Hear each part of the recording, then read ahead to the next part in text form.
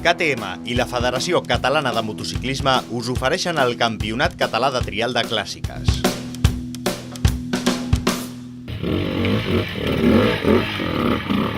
Diuen que mantindre la flama del passat fa que afrontem el futur amb més garanties. I on millor es pot mantindre una flama que a l'interior del motor d'una moto clàssica. El passat 10 de juny va celebrar-se a Ripoll la 42a edició del Trial del Gall de Clàssiques, puntuable pel Campionat d'Espanya i de Catalunya. Aquest trial fa 42 anys que el fem, és la 42a edició. Això va néixer amb les clàssiques, evidentment, les motos eren clàssiques com avui, i ara li estem donant una continuïtat i on hem fet o intentem fer un trofeu que cada any sigui diferent però que tingui relació amb el gall. Ja que el gall també està amb l'escut de Ripoll i tota la història, no? Doncs volem continuar amb aquesta línia. Avui som 134 pilots, és rècord a Catalunya, jo vaig a totes i el promig ja és de 100, però avui al ser Copa d'Espanya i Copa Catalana doncs, hi ha hagut una inscripció de luxe, molt bé. Quan parlem de clàssiques, inevitablement parlem d'una pila de folis referents al reglament, ja que en aquest aspecte les condicions per participar són bastant estrictes. A nivell mecànic s'exigeix que la moto sigui el més autèntica possible a l'any que la van construir. Aleshores, es miren tema de suspensions, que portin dos amortiguadors, que no portin frenos de disco, que els carburadors a l'express siguin autèntics, sigui a la mal, i amb les pre-80s deixem posar un carburador més modern, que ja és un Dell'Orto o un Mikuni. En definitiva, que l'apariència de la moto se retiri com va sortir de fàbrica, no? En aquest trial van poder gaudir de la presència del nou president de la Federació Catalana de Motociclisme, el senyor Josep Abad, que es mostrava molt satisfet amb l'èxit de participants en aquest trial.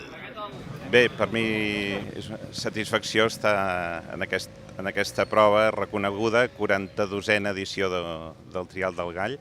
Sens dubte que l'especialitat del trial és una especialitat amb molta història a Catalunya i molt consolidada, i el trial de clàssiques en aquests moments, doncs, precisament per l'història que hi ha amb el trial a Catalunya, doncs és una prova amb molta afluència de pilots i que, en certa manera, recull tota la història d'organització de proves de trial en el nostre país. Com hem dit abans, aquesta prova era puntuable tant pel campionat català com espanyol de l'especialitat. Pel que fa al Campionat de Catalunya, a la categoria Clàssics, José Rodríguez amb la seva Montesa va sumar un total de 10 punts adjudicant-se el primer calaix del podi. El van acompanyar Moisés Mestre amb una Fantic i Jordi Tubau amb la seva Honda, com a segon i tercer, respectivament. A Pre65, Xavier Ribot va guanyar gràcies a la seva James i a sumar només 13 punts. Amb 11 punts més i també sobre una James, Josep Puig va ser el segon millor de la prova i el tercer calaix l'única moto italiana de la cita, la Moto Guzzi de Javier Conde. A Pre72, la Bultaco de Francesc Santos va mostrar una mecànica excel·lent, aguantant de sobre tota la prova i permetent al seu pilot sumar només 8 punts que li van valer la victòria absoluta. Isidre Cerdà, també amb Bultaco, va ser segon, i com no hi ha dos sense tres, un altre pilot de Bultaco va ocupar el tercer graó. En aquest cas va ser Víctor Martín. A Pre80 van poder gaudir de les màquines més actuals, tot i que cadascuna d'elles tenia més de 30 anys d'història.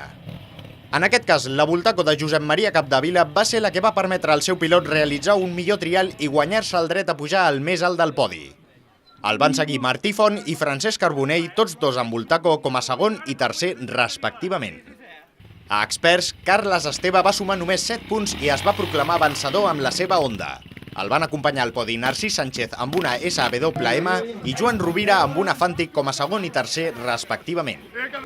I per finalitzar amb el Campionat de Catalunya, la categoria trialers. En aquest cas, Lluís Díaz li va treure tot el suc a la seva Bultaco i va signar una targeta amb només 7 punts que li van permetre pujar al primer calaix del podi i endur-se cap a casa el gran trofeu d'aquesta prova, el Gall. Carles Casas amb una Montesa va ser el segon millor d'aquesta categoria i Blai Jove amb la seva Ossa es va encarregar de tancar el podi d'aquesta categoria. Repassem ara els resultats més destacables de les 6 categories puntuables per al Campionat d'Espanya, ja que en aquest cas molts pilots participaven per ambdós campionats.